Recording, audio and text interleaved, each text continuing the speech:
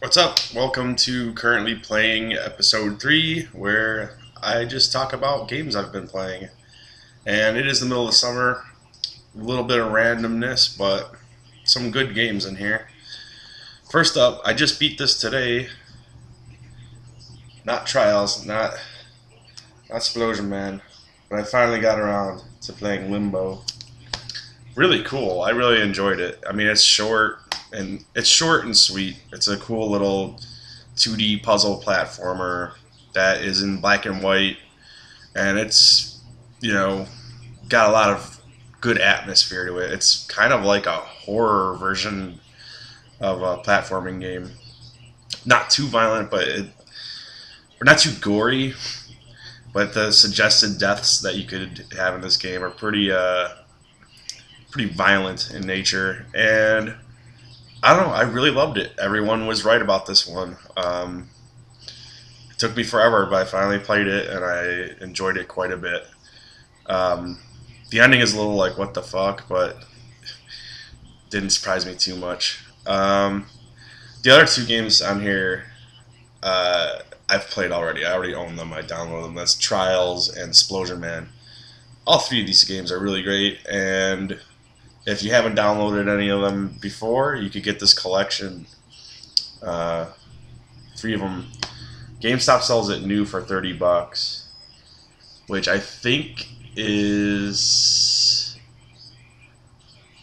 I don't know if that's cheaper now. Some of these might have dropped in price, but when this disc came out, it was cheaper than buying all three of these separate, and they're all worth it. They're all good games, but the one I just played was Limbo. I'll throw this one out here real quick. I found this in my glove box. I don't remember buying it. Apparently I only paid $1.99 for it. It's Perfect Dark Zero, the launch game for Xbox 360, and I played like 3 or 4 levels of this. So I played a decent amount, a couple hours. The game sucks. Really, it's tolerable. If you give it enough of a chance, you can play it. But it's generally really shitty launch game from Rare, ruining the series that I loved. I loved the first Perfect Dark, but I mean, if you're a big fan of Perfect Dark, like the original, and you never played this one, it's cheap as sin. So, and once you start playing it and get used to the fact that it's not a very good modern shooter, it's not very modern at all, you'll notice there are, some similarities between this and the old Perfect Dark or GoldenEye, where each level is broken down to levels, and they have different difficulty settings, and there's different goals. There's like main goals, there's secondary goals that are optional. It's kind of similar to like an old school like Perfect Dark or GoldenEye in that way, but really clunky, really weird. Like there's some weird stuff in this. Like if I shoot from the hip and I have like an automatic rifle, I'll see the bullets it looks shitty, but I see the bullets hitting the guy. You look through the scope and you hold down the right trigger. I couldn't tell if I was shooting the guy or not, except for when they reacted once in a while to like getting shot. Anyways, yeah, it's not good, but dude, it's like $2. So, and last but not least, the game I've been playing the most of the last couple of weeks is Tony Hawk Pro Skater HD, the new downloadable game that's on Xbox Live. It's coming to PSN and PC soon. There's some DLC on the way. But yeah, I reviewed it for Vagary TV, and I gave it a 3 out of 5. And it has issues, but I'm a huge Tony Hawk fan, so it's fun seeing like these old. It's basically 7 levels. It's a mix of levels from Tony Hawk Pro Skater 1 and 2. They picked out 7 of them. Why only 7? God only knows. And they redid them completely in HD with brand new graphics, but they kept the goals the same. So it's really just kind of playing through, levels from the old Tony Hawks, but with nice new graphics, but also slightly different physics. Like it feels a little different. It feels like they nerfed the vert tricks, where like it's impossible to get points to invert tricks These are some things that I forgot to mention in my review even, but um, so like you pretty much have to get really good at mixing together manuals and grind tricks and stuff. And that's the other thing. Like the move set in this is limited to what was in Tony Hawk 2. So there's no reverts, there's no spine transfers, there's no bank drops. None of that stuff. None of that moves that they added later. You can't even do tricks while you're grinding or manualing. Like in the newer Tony Hawk games, while you're grinding, you could hit the other buttons and do tricks. Here, I mean, if you want to, you could jump into a kickflip and go back to grinding or manualing or whatever. But like doing actual tricks on the grind, not really. So it's weird because like I played all the Tony Hawks, and it's weird to go back. It's weird from like in Project 8 when you have all these awesome moves and you feel like just awesome, and going back to this where it's like you suck. You better figure out how to play this game.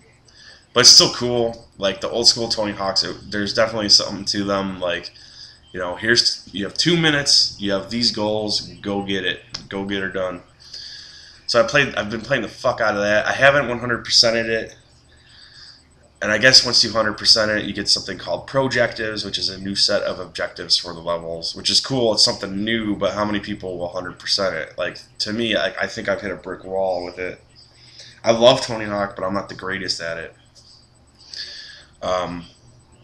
And that's something I got also called out in my review, because I'm like, there's no new goals. They could have done new stuff with these levels. And then this guy was like, well, if you 100% it, then you would get the projectives, which are new goals. So you didn't even beat the game and you're reviewing it. It's like, I beat most of the goals in every level. And I played a bunch of the multiplayer. I felt like, I guess my bad or whatever, but I feel like if you play that much of a game, especially a game like Tony Hawk where it's not really story driven or anything, like you kind of have a feel for what's going on. Anyways, that has nothing to do with anything. But so I've been playing a lot of that, but now it's to the point where I maxed out Tony Hawk stats, and I maxed out. You can play as your avatar, which is great. So I maxed out my avatar stats, and the only time I'll play it now really is to play with friends online, which is fun. But they're getting really good at it. They kick my ass. It like used to be like a week or so ago, I would always be in first or second place, or usually second place. There's one guy Matt, kicks my ass all the time, but that's for you, Mr. Too Fresh. And but now they're all gotten good, so I'm usually in last place. But when I'm not playing that with them, I've been picking up some of the other Tony Hawk games on Xbox and playing them. This I already had. It's Tony Hawk Pro Skater 2X. Now this is how you do like a collection. This has all the levels from 1 and 2, and then I think 5 new levels that they made just for Xbox. So there's levels you can only get in this, collection. Really cool, very fun, and it's interesting. Like, I go from playing Venice Beach in the Pro Skater HD remake to playing Venice Beach in this, and because the physics are just a little bit different, certain things are a lot easier to do in this, such as getting points on vert tricks or doing the rooftop gap. It's like way easier to get air and get over to it. And then like go get the off of there, get the secret DVD, or in this the secret tape. And then certain things are harder, so it's a little weird, and so it was kind of interesting to go from playing HD to go on to play this one. And then this I just bought and it arrived in the mail today. I own it for GameCube already, but I don't like playing. I don't have a GameCube hooked up, and I don't like playing on my Wii, so I bought this for a couple bucks off of Amazon. Tony Hawk's Underground 2. I know a lot of people don't really thought the series started to go downhill with Tony Hawk Underground, but it was the Underground games that made me a big fan of the series. Probably because they're a little easier. But I'm playing this again now, and this is like one of the most hated in the series, and I like it. So I don't know. It's kind of goofy, and like some of the goals are stupid, but there is a lot to do. There's a lot of different characters you get to play as. Like in the first level alone, you get to play as your noob character. You get to play as Ben Franklin. You get to play as one other pro skater. Forgot the secret character that you find. Oh, Jesse James. And you get to like ride around on like weird vehicles and stuff. Like, yeah, it's a little goofy, but there also is a classic mode in this where you just get to do. I think it's like 2 minutes, and do your tricks. Like, there's a lot to this one, and it's fun to me. I don't think they suck at. I don't think I like Underground 1 a lot because of its story and the things it added to the series, and I like 2 just because it's fun. And there's a lot of content in here, so I don't know. I'm a fan of all the Tony Hawks except for like the skateboard ones that they just tried doing, and I hated Proving Ground. I thought that was where the series started to fall apart, really. But up until then, I liked all of them. I liked American Wasteland. I still think the best game in the series is Project 8. I just think it's really fun. Kind of goes back to what like Part 4 was kind of like, where it's just an open world where you ride around and do goals. And I thought like the levels were well designed in Project 8. So, anyways, that's what I've been playing lately. Out of those, the ones you definitely should check out. For sure is Limbo. If you haven't played Limbo,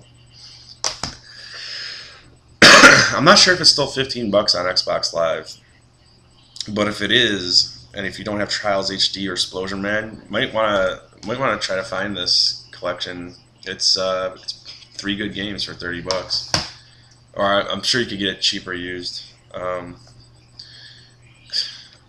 Definitely don't. You don't really need to check this out unless for curiosity's sake. This, if you see this in a store, get it for sure. If you're into Tony Hawk, this will be divisive. Tony Hawk Pro Skater HD, I think it's worth the $15, especially if you have friends that are playing it. It's fun. So yeah, I don't know what I'm gonna do another one of these episodes. Probably not for a while, because I'll probably just be playing Tony Hawk games. I have what else did I buy? I have Tony Hawk Pro Skater 4 for Xbox coming in the mail. So I'll probably just be playing a lot of Tony Hawk until August 14th rolls around, and I'll be picking up Darksiders 2. I liked the first one. I don't think I ever beat it, but it was a nice kind of total Zelda ripoff with kind of like God of War combat. A little bit of platforming and stuff thrown in. It was a fun action-adventure game. So I'm interested to see how the sequel turns out. I guess they've added loot. Always a fan of loot. So hopefully it's good, because I'm buying it. I'm paying full price. Anyways, that's what I've been playing. Let me know what you've been playing, or if you tried out any of these games, your thoughts on them.